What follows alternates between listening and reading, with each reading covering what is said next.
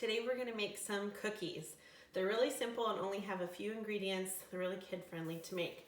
So today we're making banana oatmeal cookies. And as you might have guessed, the two main ingredients that you need are oats and bananas. So you're gonna want 1 cup of oats. They can be quick cook oats or old-fashioned oats.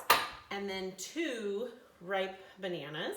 And if they've got those brown spots on them, that's great. The riper the better, because they're gonna be sweeter, which is perfect for this recipe because we're not adding extra sugar. Mommy. Yeah. I need some blue. Sure. Got some right over here.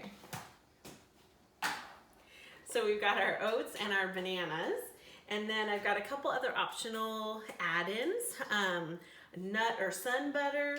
Today I have a creamy peanut butter, or you can put in some chocolate chips if you want to make it kind of a little dessert, or chopped nuts. Today I've got some chopped walnuts. You could also experiment, whatever your family likes. If you want to try some seeds in there, or raisins, dried cranberries, you could try flax seeds or chia seeds, anything you want. And then a little bit of cinnamon too if you want to add a little extra flavor.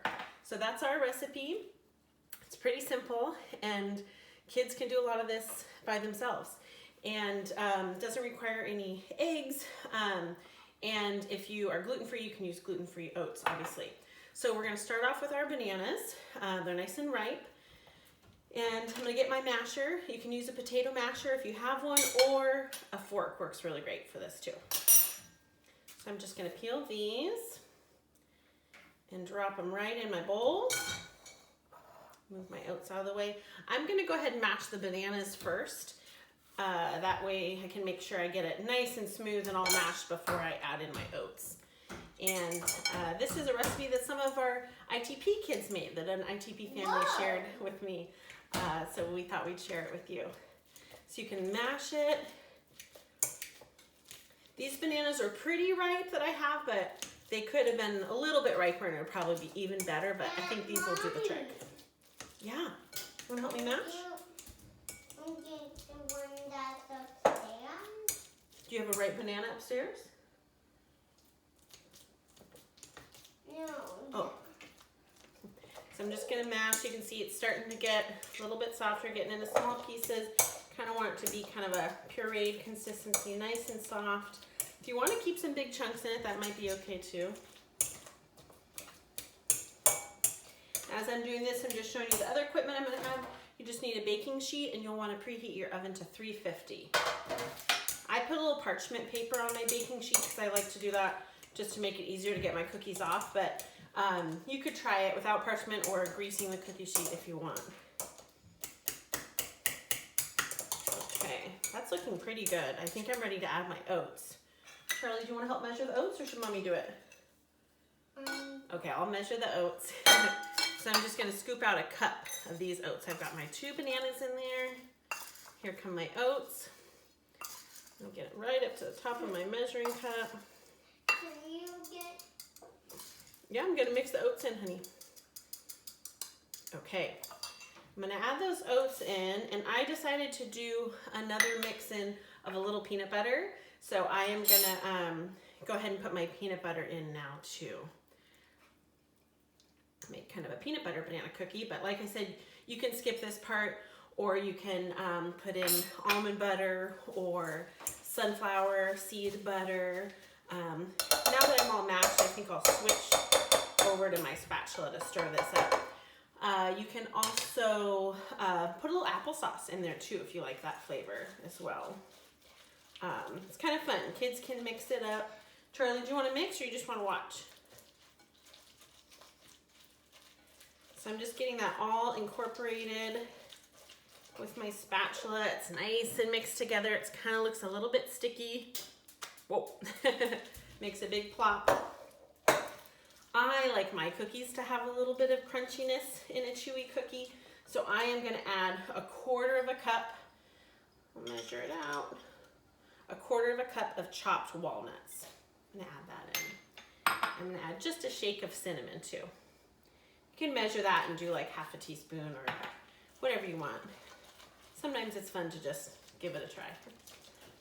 Ooh, I can smell the cinnamon, I can smell the bananas, I can smell the peanut butter.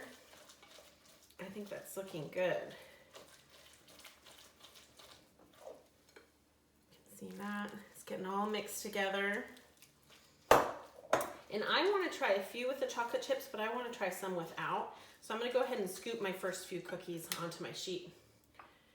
Move this out of the way. Remember, my oven is preheated to 350.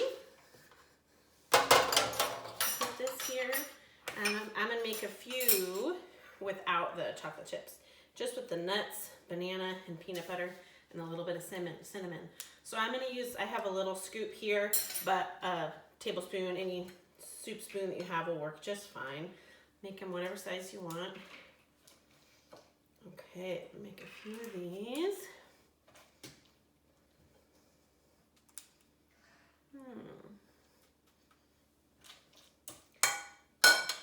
The dough seems a little bit wet, so I might just add a little bit more oats to kind of soak up some of that peanut butter and banana so it's not too runny. And we'll see how that works out. Sometimes you got to make changes as you go, huh? Okay, that's looking a little bit better, I think. And now I'm going to add a few chocolate chips in for this last bit. I'm going to mix those up. Mix them in. And I'd love to see what variations you make on this at home. If you put in raisins or seeds or almonds, dried cranberries, all those things sound so good. Okay, I'm gonna scoop some of these of the chocolate, put them right in here, and I'm gonna bake them in the oven for 15 minutes at 350 degrees, and I'm gonna eat them warm when they're right out of the oven. So I'll be back when these are out of the oven. I've got my cookies scooped out onto my pan, and the oven is hot, 350 degrees. So I'm gonna put my baking sheet right in there. This is a part for a grown-up to do, and we'll bake those for 15 minutes. I'm gonna set my timer for, okay, I've set my timer for 15 minutes. Can't wait to try those yummy cookies. Okay, our timer's just about done. Okay, our timer is done. We can pull our cookies out of the oven. So this is a job for a grown-up with a oven mitt or hot pad. Okay, let's take a look. Those look good.